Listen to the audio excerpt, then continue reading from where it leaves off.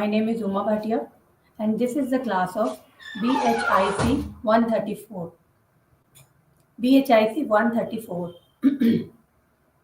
means after the decline of Mughal, at the time of decline of Mughal, there were so many things were interpreted in India at that time in 18th century. As you all know, 1526, the time of Babur, and after Babur, so many just like Humayun, Akbar, Jahangir, Shah Jahan, Aurangzeb.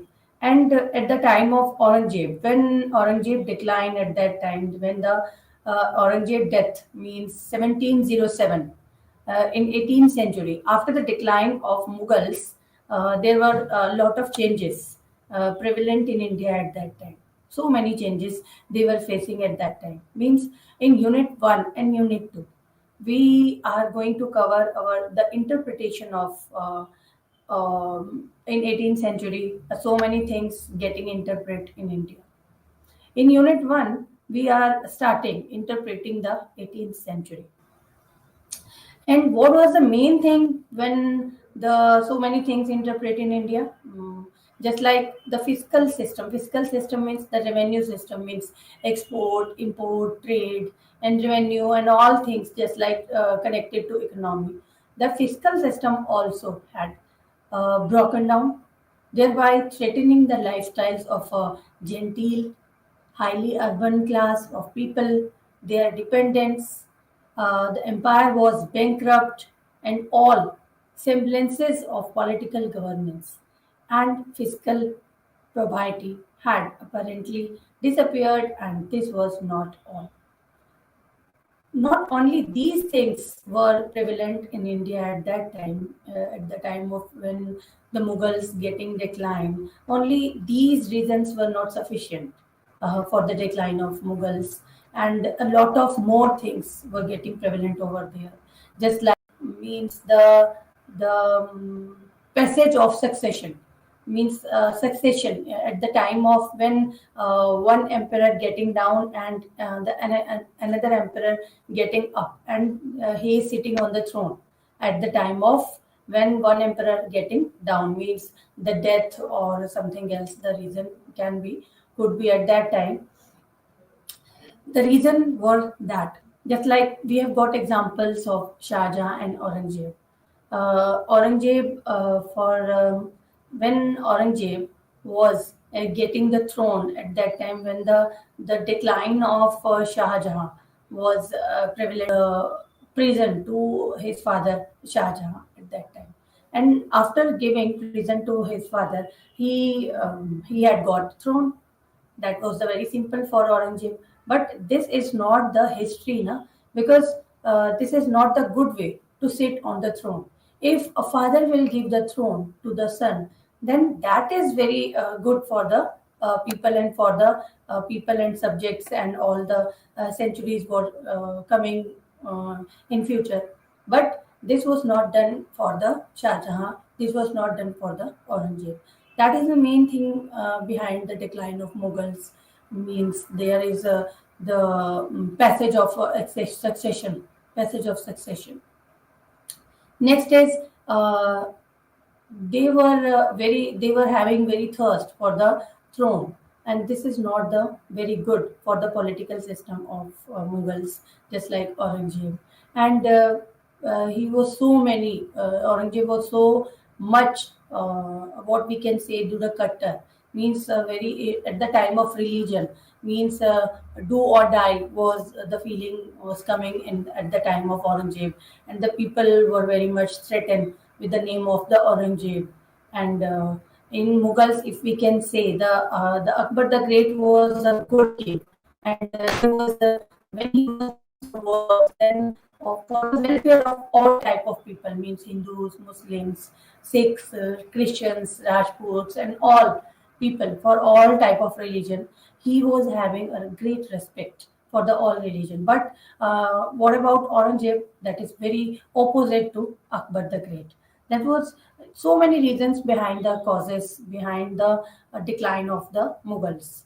Next thing, we are going to start about the 18th century. And at the time of 18th century, What were the silent features? Silent features means what were the things prevalent over India in India at that time? Means the two or three the important things that were existing at that time in India. Means what were Mughals doing? And at the time of advent of Britishers, at that time in 18th century, when the Britishers came to India, and they have done a lot of things for the welfare of Britishers, for the welfare of the Indians also, but for the welfare of their trade. Mainly, they came into India for trading purpose. Okay, and the first thing in the 18th century witnessed two transitions. Two transition means they converting their power, means the people were converting their power to another one. Like one occurred with the parcelization of Mughal Empire into the genesis of this transition lay in the crisis of the empire and its subsequent disintegration. While this mainly involved the redistribution of political power among regional social groups, the other transition went much deeper. Ascendancy of the British East India Company after the Battle of Plassey and after the Battle of Buxar. Means two important battles were fought over there between Indians and the Britishers. The Battle of Plassey and the Battle of Buxar. Means how can we convert these two battles into very simple sentence, just like in 1757 when the Battle of Plassey were getting fight at that time at the field of the Plassey. The battle and the people were there. The troops were there, the armies were there, one side Indians and one side Britishers. At the time of the Battle of Plassey, the Britishers won the battle at that time. Their one step into India. And after winning the Battle of Buxar in 1764, 1763, exactly 1764 in the Battle of Buxar, when Britishers won the battle. And after winning the Battle of Buxar in India, and they have they have get strong their feet there they have get strong their steps into the India, and they involved in this were some new developments, and the most important being the transformation of overseas trade organization. Overseas trade organization, the East India Company into a ruling power in India, and the use of this political supremacy for military and commercial purposes. Means when they went into India, when they came into India, when they enter into India, they have shown the purpose of themselves was just a trade, not the Britishers show that when they came into India, they need a lot of things to change into India in trade and in society, in politics. They wanted to change so many things into India. But when they are showing themselves the great fighters for the welfare of the Indians, they were showing themselves. But this was not exist at that time. This was not done at that time. They were wrong. And to understand all of these things, we were getting a lot of years to understand that what they wanted to enter in India, what they wanted after entering into India. Means they monopoly on trade, and they have given a lot of privileges to themselves for the trade, for the market system, for the political system. So many things they have done after coming into India, which was not good for the Indians. Next is the Mughal Empire and its decline and the genesis of 18th century. So many reasons were prevalent behind the decline of Mughal Empire. Satish Chandra provided important reason when he explained the empire's demise in the inability of state functionaries to ensure the desired efficiency. In a similar vein, Athar Ali Shah Athar Ali saw the crisis as a result of a growing shortage of jagirs, and the inability of the system of accommodate the growing number of aspirants to the assignment system in the aftermath of Aurangzeb's Deccan campaigns. Aurangzeb's Deccan campaign. was also the very big reason behind the decline of Aurangzeb, behind the decline of Mughal Empire in India. Because he spent 25 years, more than 25 years, in fighting with the Deccan. He wanted to grab the Deccan area, he wanted to grab the South area, but he was not able to do all these things because when he was involved in fighting with the Deccan, with the South, then he had lost his all the money and is all the, we can say, Rajkosh, where he collected his all tax. Okay, he has empty. That is a very big reason behind the decline of Mughal Empire. Aurangzeb's a big mistake was Deccan campaign. That after that, the Deccan campaigns, they have lost their so many powers, they have lost their so many political administration powers and all. They have lost a lot of things. An interesting argument made by Marshall Hudson is that the three Islamic empires, means the Ottoman Empire, Safavid, and the Mughal, the three Islamic empires, were successful not because of their adherence to a single formal religion, but because of their successful control over the deployment, was because of their inability to keep up with the changing technologies of warfare that were happening in Western Hemisphere. Means at the time of when Western countries, when Britishers entered into India, they had a lot of technologies behind the fighting with the Indians. A lot of technology, very advanced technologies they were having at that time. But our Indians and our Mughals, and they were not good uh, in facing the modern techniques into India or behind their fightings. That's why the main reason of their decline was that also. Because at the time of Babur, have you heard about the empire of Babur? 4 years he had spent after gaining power of Mughal empire at that time. He was having 4 years. After 4 years, he had got dead, and after the death of Babur, his son Humayun entered into empire, and he had sat on the throne at that time. When we are talking about Babur, then he was having new techniques, just like Topkhana. We can say the exact word, the Topkhana he was having. He was using at the time of wars of that bullets and all the guns and muskets, and he was using at the time of the wars. But after Baburs, we have not taken any example of any these type of things, just like the Khana. We have not taken any example of these things, just like at the time of Humayun, at the time of Akbar, and Jahangir and Shah Jahan.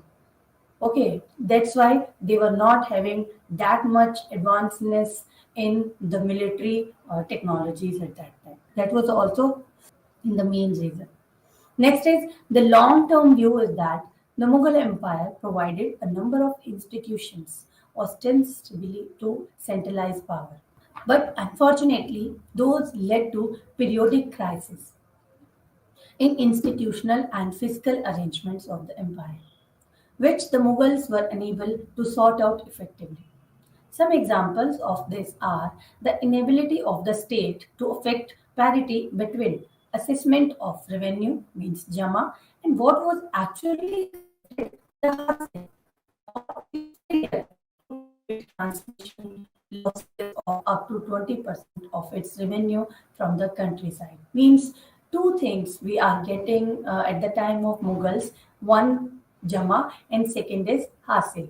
Means the assessment of revenue, the officials, the administrators were getting the what were getting the assessment, means how much they will get, and how much exactly they have collected in their Rajkosh. Next thing is the conjunction problem assumed the form of different rises. Mewatis in North India, particularly in Ganga Yamuna Doab, and of Sikh in the Punjab. Jat, Mewatis, and Sikh. There was the difficulty of getting adequate tribute as jamidars had been able to use a slack revenue system to their advantage. What was the main reason? Another reason of the decline of Mughals. If I want to tell you about the important question related to Unit 1, the most important question of this Unit 1 of BHIC 133 is what was the causes or reasons behind the decline of Mughal Empire? Exactly every time it comes in the examination. You note down this question that will also come or in short note or in long question of 20 marks. Then you will give the reasons. Step by steps, you will give the reasons behind the decline of Mughals as I am telling you in this class. A very simple and very easy answer you can write on in your exam, just like I'm explaining. So listen to me carefully, and after listening, you will get learned into your mind. That is very beneficial for all of you. Next is the analysis of Mughal Empire as an establishment of negotiated political relationships means that there was greater flux in its interests, and this fluidity allowed for a greater constellation of social groups in different parts of empire, and this explains the various social configuration in different parts of empire.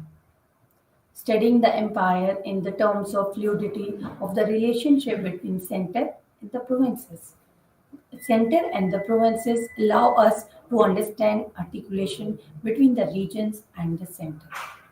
Means the administrative area, just like means when Mughals prevalent when Mughals exist in India, they were having a capital just like Agra, and that is the main administrative center, administrative town at that time. And with the help of these administrative town, there were connected a lot of provinces, just like states, provinces, from where the Britishers or the Mughals were uh, were getting administered. Before this, we have done 4 or 5 reasons because Chandra has provided a lot of things related to the decline of Mughals. The first thing uh, we have done that the decline after the decline of Mughals, there was one important reason was he has lost a lot of money, not a lot of money, every money from his noble. What was the reason behind the decline of Mughals? The the three Islamic empires, the Ottoman, the Safavid, and the Mughals, they were successful not because their religion, but because of their successful control over the deployment of gunpowder. Because when they were ruling, when the Britishers had not come and they had not intervened before the Mughals were very getting very powerful strength in India. After the advent of Britishers, the Mughals getting declined. That is also the main reason behind the decline of Mughals. Next is long-term view, means the military technology. Military technology was not very advanced before the Britishers. That's why in the Battle of Plassey and Battle of Buxar, they have got the Britishers won the battles, and the revenue system it will have to increase, but comparatively it got less at the time of Mughals. That is the main reason also. Next, Jats, Mewatis, and the Sikh, they were entered into their areas just like eastern, northern. They were entered into the area, and their power getting increased at that time. That was also the main reason at the time of the decline of the Mughals. These reasons were also exist at that time, and the succession, the war of succession, that was also the main reason behind the decline of Mughals. The war of succession, that is also socio-economic context of rise of regional politics. So many other causes also prevalent over there. If you will read the book of Satish Chandra, and if you will read the book of IGNOU itself, you will get two, three more reasons, because if you want to write for the 20 marks answer, then you will have, I think, five or six reasons for this answer. You should have. Okay, next is socio-economic context of rise of regional politics. Recent studies of political process in 18th century have indicated the growth of three types of regimes. Three types of regimes means, first there was those that replicated the former imperial structure, like ruling these successor states, the nominal Mughal governorships, the Nawabs of Deccan, the Nawab of Awadh and Bengal, who tended to perpetuate Mughal forms and practices. The second type of regime were the polities whose origins were independent of Mughal Empire. These were Marathas, Jat, and Sikh regimes, whose crystallization established new systems. That's why representing a zeal and persistent danger to the Mughal Empire means the increasing power of Jats, increasing power of Marath and Sikh. That was also the very big threat for the Mughal Empire. This was a very big danger prevalent over there for the Mughal Empire. The third political complex was extremely significant. What was that? This comprised many local principalities of Muslim, Hindu, or tribal origin located in the frontiers of semi-autonomous states. Means the principality, local principality of Muslims and local principality of Hindus and the tribals, which their origin was also getting a big danger for the Mughal Empire.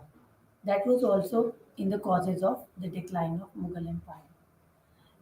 As in Unit 1, we have studied a lot of things related to the decline of Mughal Empire. That is also very important question for all of you. I am repeating again and again that this is very important. If you are sitting in any competition, just like UPSC, prelims and mains, and in SSC, in any civil services examination entrance, you are going to start the study of this question will also definitely will also help you in studying that also, in facing that competition also.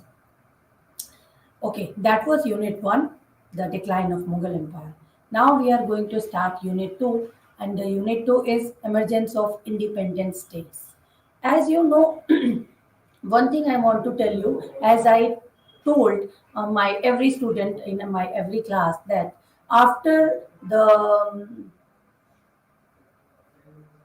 um, after losing any big empire, okay, so many small empires, so many local chiefs, local sardars, they were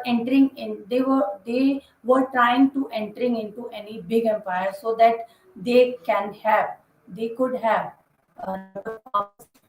Okay, to gain enough powers, they wanted to enter into any big empire. Just like nowadays, any government fall at that time. So many other small governments, just like any other opposition parties, they came into power. They wanted to came into power, but after some time, if they gain the power, then the government will be there, and they are not gaining power, then the government is not theirs. Okay, Unit 2, emergence of independent states means so many states wanted to independent themselves at the time when Mughals declined at that time, and when Britishers were gaining power in India at that time. First of all, the rise of Mysore. You heard about the name Tipu Sultan? Yes, thing I'm going to start related to the rise of Mysore. The kingdom of Mysore lay south of Hyderabad. In the 18th century, the rulers of Mysore from the Vodayas of Tipu Sultan, Vodayas to Tipu Sultan, were to face the expansionist threat of the Marathas. On the one hand, and that of Hyderabad and the Carnatic on the other hand, while the English were to exploit the situation to their advantage. Means they were gaining the advantage in the battles of Carnatic, in the battle of Karnataka, when Marathas were there at the time of, for the Marathas, on one hand, they were having danger of Tipu Sultan, and on the second hand, they were having the threat of Britishers. Means Britishers wanted to enter into the Hyderabad. Okay, and in Hyderabad, in Mysore, the Tipu Sultan was also there, and Marathas, after Marathas were getting extend, more and more extension were getting extend at that time in Hyderabad. The same time, one of the most well-known 18th century personalities is Tipu Sultan. You all have heard about Tipu Sultan, who is known as the Tiger of Mysore. Tipu Sultan.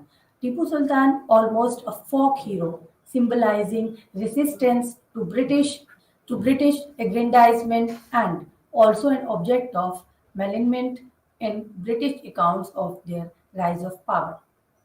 Mysore was transformed from a viceroyalty of the Vijayanagar Empire into an autonomous state by the Vodaya dynasty.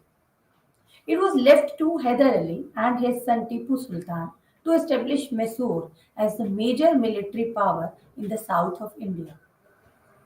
Hyder Ali was an aristocratic origin and hostile. English contemporaries often termed him an assertist was influenced later historians. This was the information related to Hyder Ali, related to Hyder Ali's son Tipu Sultan. Now, the role of war and militarization in Mysore. The Vijayanagar state. Have you heard about Vijayanagar state? At the time of 13th and 14th century, the Hariyar and the Bukka both were the brothers, and they have established the control on, and they have give the foundation of Vijayanagar Empire at the time of 13th and 14th century.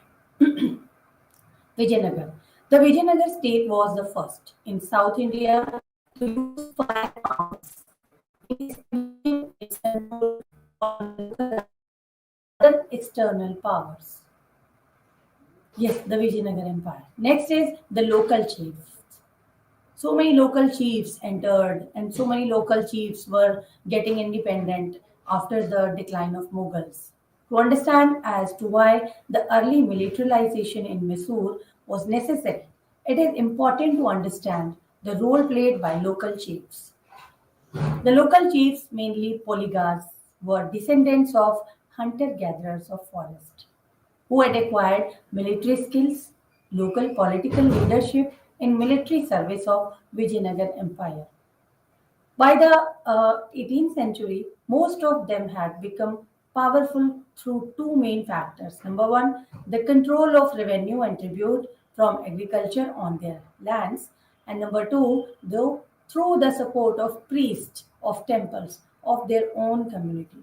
At the time of the Vijayanagar Empire, so many local chiefs had, just like Palas, Pratiharas, Cheras, Cholas, Pandyas. They were not having a big empire at that time, but as the Hindu Rajas were there, they had made a lot of temples at thirst of Tipu Sultan. And what was the thirst of? There was an attempt to induce organizational discipline more strongly along. Soldiers were recruited and used for training special troops. Means they wanted to remove all the weaknesses for the troops, for the maintaining troops, and training to the military at that time.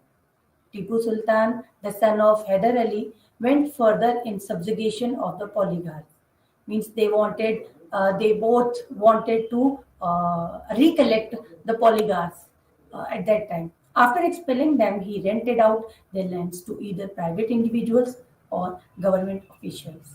Further, by insisting to pay a regular salary to his troops rather than pay them with spoils of war, Tipu was able to ensure that no vested interest could emerge in the army in a tie up with the local chiefs. And they had changed the old system of the military, they have changed the old system of administration, and they have changed the revenue collection in their further administration work. Next is financial resources of Mysore. The financial resources of Mysore at that time was revenue which was getting from the land at that time. Next is revenue from trade. How they were gaining revenue, how they were collecting revenue. They collect revenue from the agriculture, from the land, and no sustained agriculture development. That's why it could be possible, and forcing the cultivators to pay more was an inevitable consequence. Means they did not forced their agricultural laborers to pay more and more tax. If the agriculture, if the crops were destroyed at the time, any time, then they gave a very relaxation on the taxes at that time. This was the time of Tipu Sultan Hyder Ali.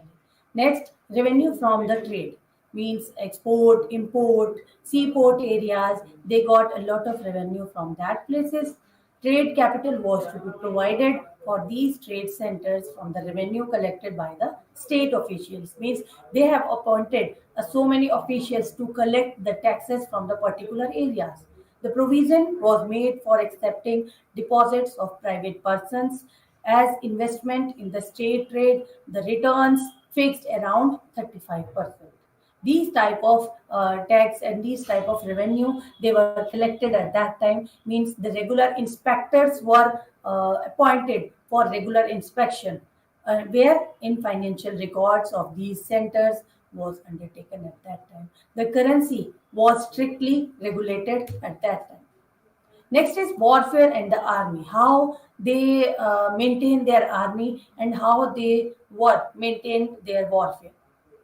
The army was very important to certain the Marathas, to contain the Marathas and Carnatic Nawab.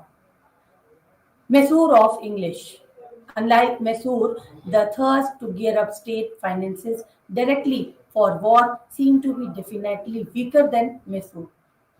Let us turn to main source of finance. The main source of finance was the land revenue system. Land revenue system which was collecting for the state. Next is land revenue system. In Hyderabad, Jagirs. Jagirs means a big plot of land, big plot of area, which was headed by Jagirdar, and this was the Jagir of that particular Jagirdar. Land grants for service to the state tended to become hereditary. While in Mysore, there was an attempt to check this. In Hyderabad, no serious measures to do so seems to have been taken. Moreover, the Jagirdars became strong so that even in the context of declining actual revenue, the question of Jagirdar receiving lesser revenue recipients from the Jagirs. Jagirs assigned them, then the actual amount due to them does not arise at all. Means the land which was given to the Jagirdars, that was known as the Jagir of the particular Jagirdar. And if a king, if the emperor wanted to collect the revenue from that particular area which was given to the Jagirdars, and they were not that much sufficient, the land revenue administration, the land revenue system was not that much sufficient, which they exactly wanted to be. The Land Revenue Administration in Hyderabad had officers under amils.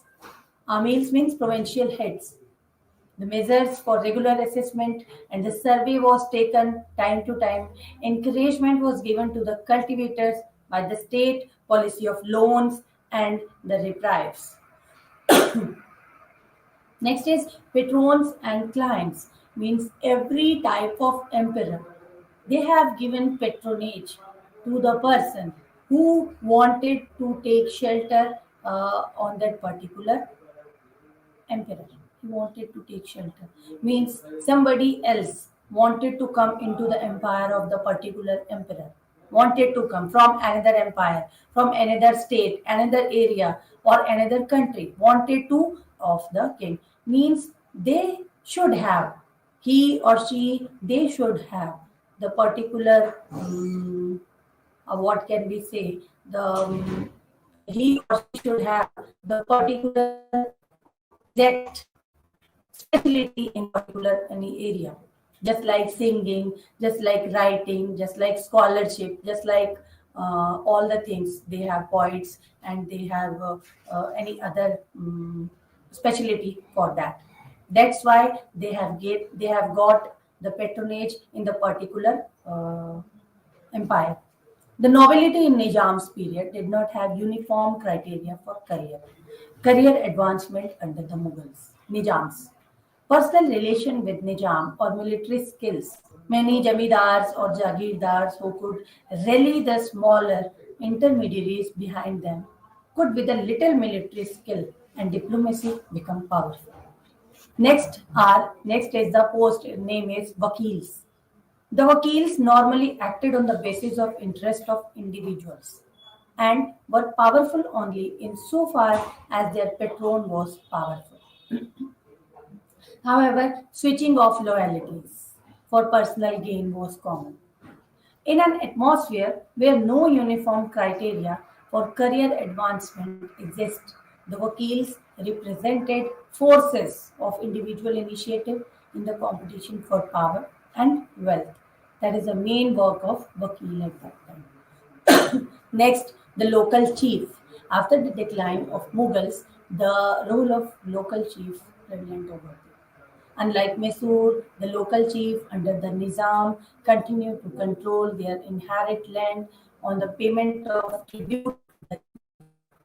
The role of Nizam and his nobles, they were never fully integrated within the Hyderabad political system.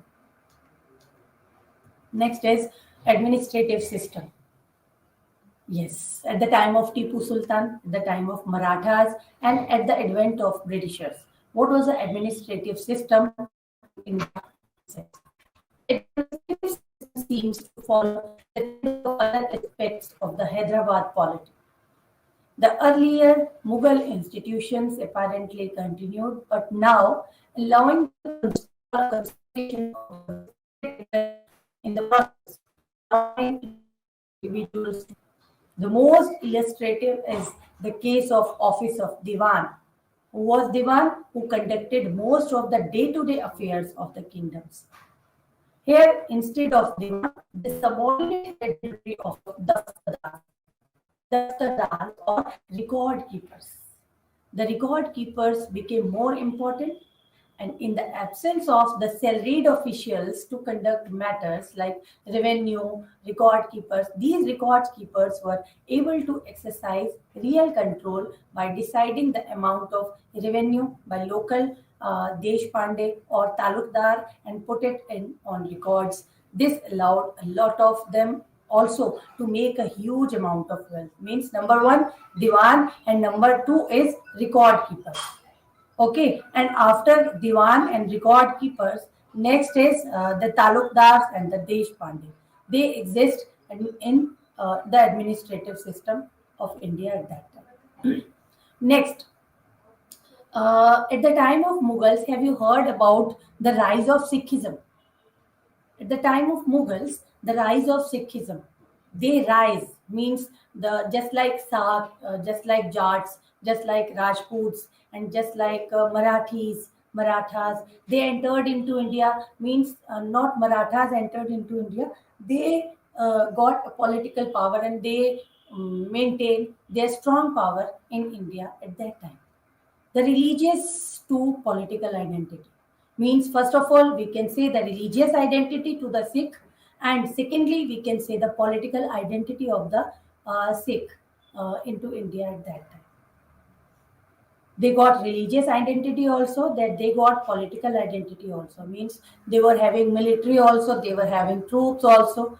So that's why we can say the religious to political identity to the Sikh. The Punjab in 15th and 16th century,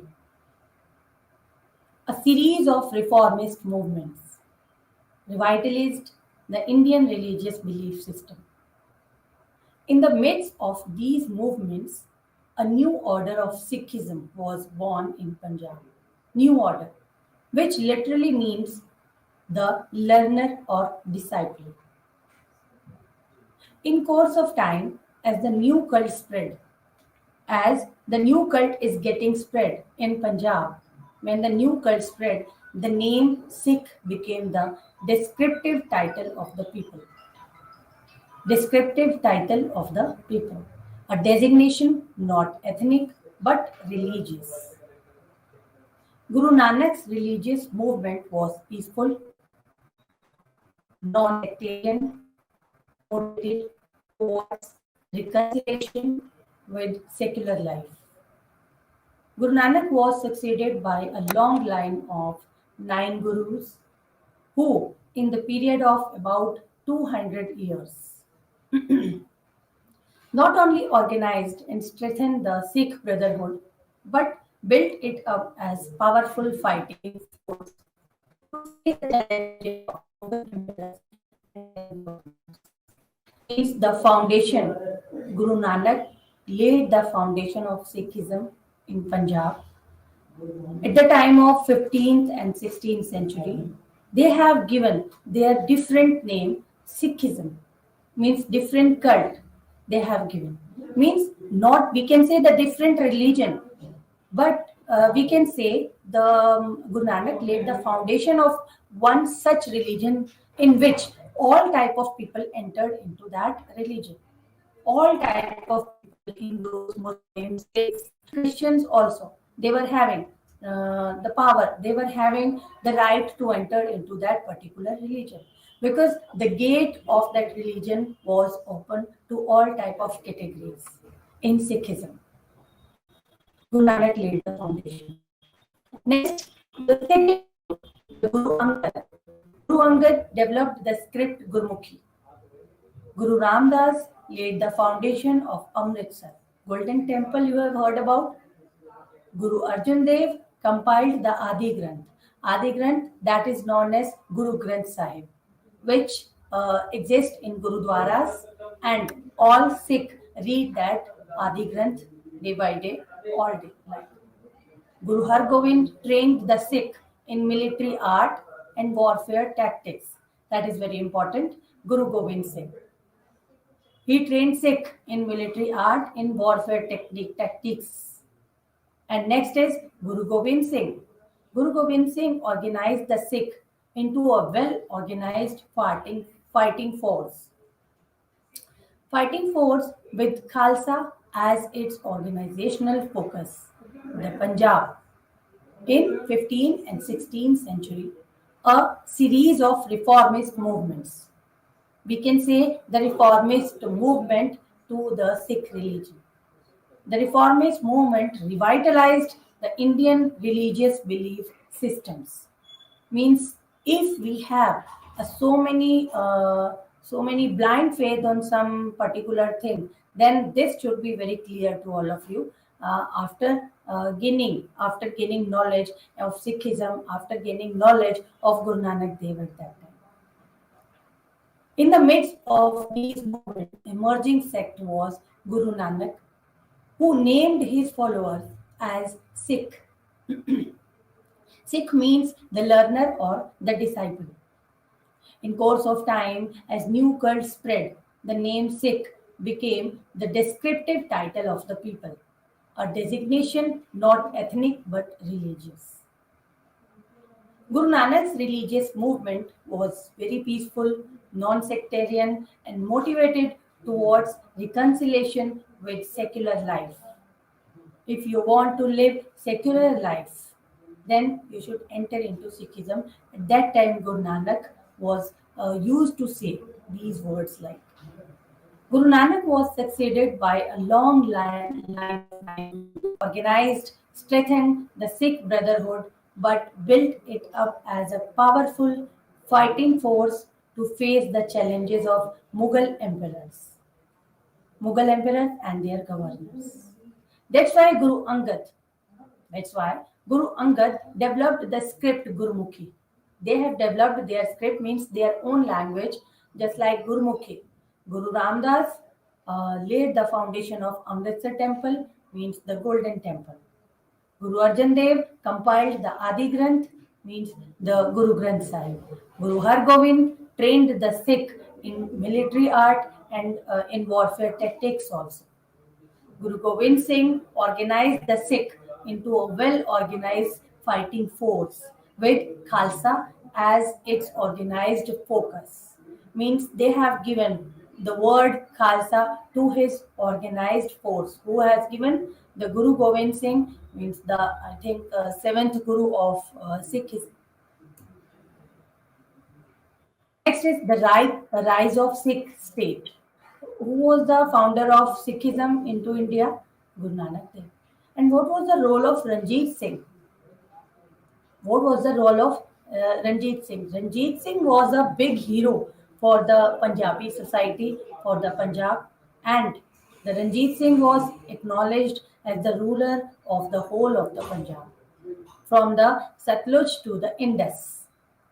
A very big area he had control over that time with the territories of Kashmir and hill tracts to the borders of Tibet and trans-Indus regions of Dera Ismail, Dera Ghazi Khan, Khairabad, and finally Peshawar were all subjected to the Sikh monarchy. Ranjit Singh's successors were able to maintain the territorial integrity established by Ranjit Singh till 1845 and also added some small territories. But after that, in a phased manner, the Sikh dominion was subjugated to the British imperial system and it was a fully annexed to the British Empire in 1849. Next is the nature of Sikh polity. Yes, before knowing the nature of Sikh polity, I want to tell you about the importance of Ranjit Singh in Punjab at that time. At the advent of Punjab, at the advent of Britishers, on in Punjab, there was a big ruler whose name was a very famous ruler whose name was Ranjit Singh. And for the Sikh people, Ranjit Singh was also prayable ruler of that time and he had this empire just like Kashmir and just like hill area and in Ismail also and in Khairabad, in Peshawar, which exists in Pakistan nowadays. There he subjugated monarchy predecessors were able to maintain the territorial integrity, means they unified the territorial integrity established by Ranjit Singh till 1845. That is a very big, very large area and a very big time at that time. Also added some small territories, means after the Ranjit Singh, the all successors of Ranjit Singh, they established a lot of control adjoining areas of the particular Punjab also. Okay, and the Sikh people followed a lot to Ranjit Singh in their religious, in their political, and in their administrative power also. What was the nature of Sikh polity? What was the nature of the Sikh polity in Punjab? The emergence of Sikh monarchy in place of various independent chiefs brought further change in the nature of Sikh polity, Sikh monarchy, we can say. During 19th century, the autonomy of individual Sardar came to an end. The king became the supreme authority within the state. Ranjit Singh had full faith in Sikh scriptures and the Sikh religion. But his personal faith never came in the way of his administration. Both things are different for him, personal faith and his administration. Punjab being a land of the people of diverse ethnic, religious, languages, groups, needed secular administration, and the Sikh rulers acted directly in order to consolidate their rule in the region. The interference of religion in matters of administration was not its point. We have studied a lot of things in Unit 1 and Unit 2, just like we have studied, yes, we can recall our things which we have studied in this class. In Unit 1, we have studied about the interpreting the 18th century, how Britishers entered into India and how they ruled India in 1600 to 1947, how they ruled in India. Next is in 18th century, what were the silent features of the Britishers into India?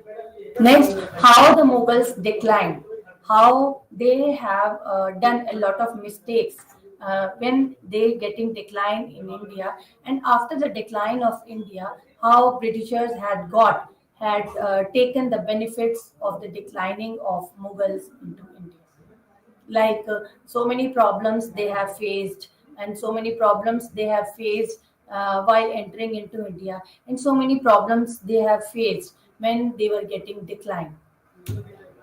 Next, we have studied about the socio-economic context of rise of regional clusters, like the regions were extending themselves when a big empire getting downfall at the time, and the big small regions they getting independent, and so many things they were doing at that time. We have done things.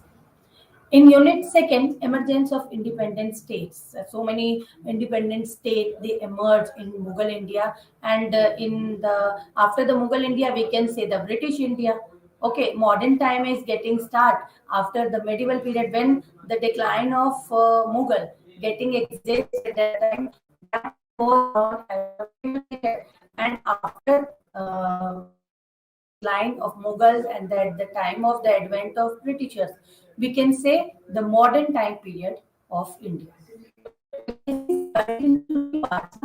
Ancient, medieval, and modern.